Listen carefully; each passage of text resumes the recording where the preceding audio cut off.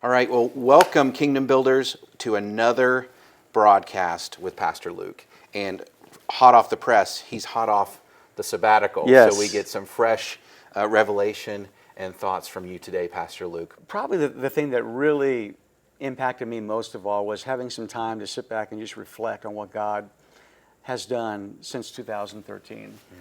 We know our capacity, we know our capabilities, and no man could do what's happened here at Dream City in the past 10 years. And from one campus to 12 locations now, from one Dream Center to 3 Dream Centers now. I mean, it's just amazing what God has done. And that's been, in large part due to the Kingdom Builders and your willingness to give your resources to the vision. So thank you so much. But I sat there in my dad's condo downtown LA looking over the city, reflecting on all that God had done. I just kind of sensed this whisper saying, it's okay to look back and thank me for what I've done, but you don't want to go back there. You don't want to go back to 2013 because that's history. Yeah. And I got some new things in store for your future. That's I got right. some new miracles That's right. tomorrow. Use the experience of my power, my resources to fuel you to move forward in the future. I don't want my testimony to be, well, look what God did in 2013. I bless what God has done in 2013.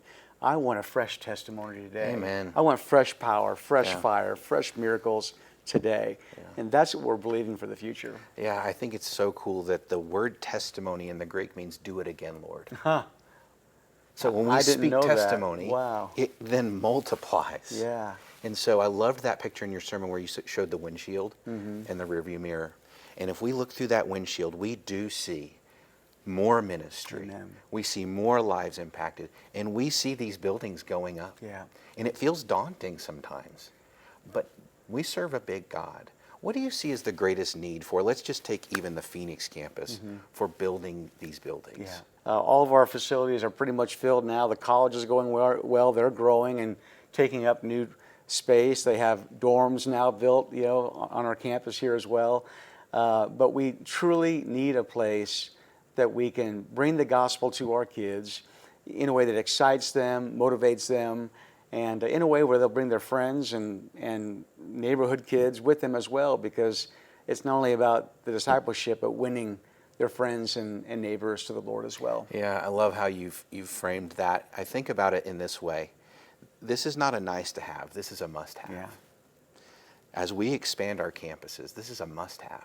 The Dream City College is growing and going to take up all of these kids' classrooms right now. Right. To know, as we've spoken with Sarah Zastro of the children's pastor here at Phoenix, it's increased security that we want in this new building. That's right. And so these are must-haves. And same thing in Scottsdale with building on a Christian school and just expanding that location. And Glendale with some exciting new plans in coordination with Dream City Christian School on that campus. Yeah. So I want to be of course, focused. the school has just exploded out there. Right, on a wait list. And they're on a wait list. So, I mean, what God is doing, you think about our church, we have everything we need to impact this state. Now, you think about this. We have great kids programs. We have fine arts, programs for our kids. We have a great preschool. We have a Christian school. We have Dream City College. Dream City College is our farm system, raising up young leaders for the next generation. So as God gives us new locations and campuses, we've got our next worship leader. We got our next children's pastor, our youth pastor, ready to put them in place and build those communities. So we have everything in place that we need except for the resources to get the job done.